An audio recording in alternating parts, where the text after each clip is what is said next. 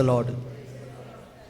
സ്വർഗസ്ഥനായ ഞങ്ങളുടെ പിതാവിനെ പറ്റി ഇന്ന് ക്ലാസ് എടുത്ത് ഞാൻ ഇതിനു മുന്നും ഇടുക്കി സംഘത്തിൻ്റെ 2 ക്ലാസ്സൊക്കെ കേട്ടതാണ്. പക്ഷേ ഇത്ര ഉൾക്കാഴ്ച ഉള്ളിലേക്ക് കയറുന്ന ഒരു സ്വർഗസ്ഥനായ ഞങ്ങളുടെ പിതാവിൻ്റെ ആ പ്രാർത്ഥനയെ പറ്റിയിട്ട് ഉള്ള അനുഭവമുണ്ട്. പക്ഷേ ഈ അലൻ എമക്സ് എന്ന് എഴുതിയ യേശുവിൻ്റെ കണ്ണുകളിലൂടെ എന്ന് പറഞ്ഞൊരു പുസ്തകമുണ്ട്. അതൊരു 3 പുസ്തകമാണ്. അതിനകത്ത് അവസാനത്തെ പേജിൽ അലൻ എമക്സിനോട് മാതാവ് പറയുന്നുണ്ട് 33 സ്വർഗസ്ഥനായി എത്തിക്കാൻ വേണ്ടിയിട്ട്. അതിനകത്ത് പറയുന്നത് ത്രികൈക ദൈവത്തിന് വേണ്ടിയിട്ട് ഈ 33 സ്വർഗസ്ഥനായി എത്തിക്കണം. ആ എത്തിക്കേണ്ട വിധവും പറയുന്നുണ്ട്. പിതാവായ ദൈവത്തിന് 11 അത് കഴിഞ്ഞിട്ട് പിതാവിന് പുത്രനും പറയുക, എന്നിട്ട് പുത്രനായ ദൈവത്തിന് 11 അത് കഴിഞ്ഞിട്ട് പരിശുദ്ധാത്മാവായ ദൈവത്തിന് പറഞ്ഞിട്ട് ഒരു കുരിശ് വരച്ചിട്ട് എത്രയും ദൈവം എത്തിക്കുന്ന പറയും. ഞാനത് എല്ലാ ദിവസവും 2 കൊല്ലമായിട്ട് എത്തിക്കുന്നുണ്ട്. പക്ഷെ ഞാനത് എത്തിക്കുന്നത് ഇങ്ങനെയാണ്, എൻ്റെ ദൈവമായ കർത്താവായ പിതാവായ എൻ്റെ ദൈവമേ എന്ന് പറഞ്ഞിട്ടാണ് ഞാൻ എത്തിക്കുന്നത്. എന്നിട്ട് പറയും, സങ്കീർത്തനം പറയും, പർവ്വതങ്ങളിലേക്ക് ഞാൻ കണ്ണുകൾ ഉയർത്തുന്നു, എനിക്ക് സഹായം എവിടെ നിന്ന് വരും, എൻ്റെ കർത്താവിൽ നിന്ന് വരുന്നത് പറഞ്ഞിട്ടാണ് ഈ 11 എത്തിക്കുക. അത് കഴിഞ്ഞ ശേഷം ഞാൻ പറയും, എൻ്റെ ദൈവമായ കർത്താവായ പുത്രനായ എൻ്റെ ഈശോയ്ക്ക് എന്ന് പറഞ്ഞിട്ട് ഞാൻ 11 സ്വർഗസ്ഥനായി എത്തും. പക്ഷെ അതിന് മുന്നേ ഞാൻ എത്തും, കർത്താവാണ് എൻ്റെ ഇടയൻ, എനിക്ക് ഒന്നിനും കുറവുണ്ടാവുകയില്ല എന്ന് പറഞ്ഞിട്ട് എത്തിക്കും.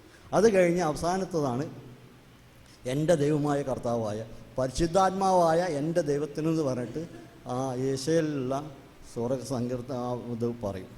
പറഞ്ഞു കഴിഞ്ഞ് എത്ര നേരം എത്തിക്കഴിഞ്ഞാൽ ഒരു അനുഭവമാണ്. കുർബാനയുടെ സമയത്ത് ഞങ്ങളുടെ കോഴിക്കോട് പെരിന്തൽമണ്ണ ലൂർദ് പള്ളിയിൽ ഫാദർ വിശുദ്ധ കുർബാന സമർപ്പിക്കുകയാണ്. പെട്ടെന്ന് അത് ഈശോയായിട്ട് മാറി.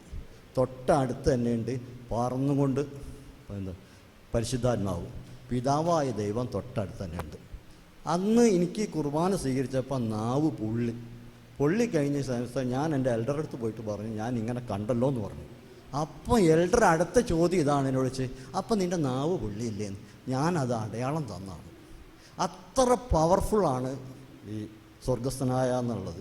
ഞാൻ 2 കൊല്ലമായിട്ട് അത് വായിച്ച ശേഷം എത്തിക്കുന്നത്. ഞാൻ ഇന്നലെ അത് 3 പ്രാവശ്യമാണ് എത്തിച്ചത്.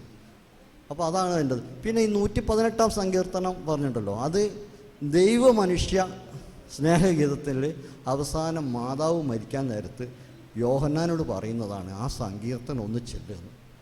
അത് ആ പുസ്തകത്തിലുണ്ട്. ആ ചൊല്ലിക്കഴിഞ്ഞ ശേഷമാണ് മാതാവ് മരിച്ചത്. അപ്പം നമ്മളുടെ സത്യം പറഞ്ഞാൽ ഞാൻ ആദ്യത്തെ പ്രാർത്ഥന 33 പ്രാവശ്യം സ്വർഗസ്ഥനായി ചൊല്ലിയിട്ട് കുർബാന വന്നു കഴിഞ്ഞാൽ ദൈവം എനിക്ക് പലതും കാണിച്ചു തരുന്നുണ്ട്. സ്വർഗത്തിൻ്റെ ഒരു മൂല അടക്കം എനിക്ക് കാണിച്ചിട്ടുണ്ട്. അതെൻ്റെ പേഴ്സണൽ പ്രാർത്ഥനയാണ് കേട്ടോ. ആ പുസ്തകത്തിൽ അങ്ങനെയല്ല പറഞ്ഞിട്ടുള്ളത്. ഞാൻ ഇങ്ങനെ ദൈവമേ നന്ദി. Praise the Lord.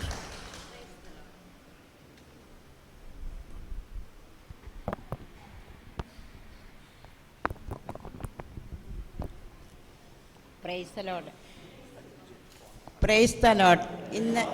ഇന്നലെ എനിക്ക് രാവിലത്തെ ക്ലാസ്സിൽ കിട്ടിയ ബോധ്യം, മത്തായി 6:6, നീ പ്രാർത്ഥിക്കുമ്പോൾ നിൻ്റെ മുറിയിൽ കടന്ന കതകടച്ച് രഹസ്യമായി നിൻ്റെ പിതാവിനോട് പ്രാർത്ഥിക്കുക, രഹസ്യങ്ങൾ അറിയുന്ന പിതാവ് നിനക്ക് പ്രതിഫലം നൽകുമെന്ന ആ വചനം കിട്ടിയിട്ട് അത് ഇന്നലെ 2 മിനിറ്റ് നേരത്തോളം പ്രാർത്ഥിക്കാൻ എനിക്ക് സാധിച്ചു. അത് ഇവിടെ വന്ന് ഞാൻ പങ്കുവച്ചായിരുന്നു. അത് കഴിഞ്ഞ് ഇന്ന് രാവിലെ 4 മണിക്ക് കർത്താവ് എന്നെ വിളിച്ചെടുപ്പിച്ചു. 3 മിനിറ്റോളം അങ്ങനെ പ്രാർത്ഥിച്ചപ്പോൾ എനിക്ക് ഹാർട്ടിനിങ്ങനെ ഒരു വിഷമമുള്ള ആളാണ്. പെട്ടെന്നൊരു വേദന വന്നപ്പോൾ ഒരടയാളമാണെന്ന് എനിക്ക് മനസ്സിലായി. അപ്പോൾ ഈശോ എന്നോട് പറഞ്ഞു, നിന്നെ സുഖപ്പെടുത്തുന്ന കർത്താവാണെന്ന്. ആ സുഖം എന്നാണെന്ന് ചോദിച്ചാൽ ഹാർട്ടിൻ്റെ അസുഖമല്ല. എനിക്കിങ്ങനെ ഒരു സസിൽ വന്നിരുന്ന് ഒന്നും പറയാനുള്ള ഒരു ധൈര്യമില്ലായിരുന്നു. ആ ധൈര്യം ഇന്നലെ എനിക്ക് തിരിച്ചു കിട്ടി. പിന്നെ ഞാൻ മധ്യസ്ഥ പ്രാർത്ഥനയ്ക്ക് സ്ഥിരം പോകുന്ന ആളാണ്.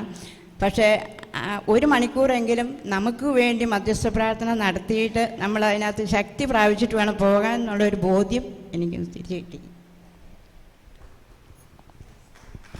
Praise the Lord.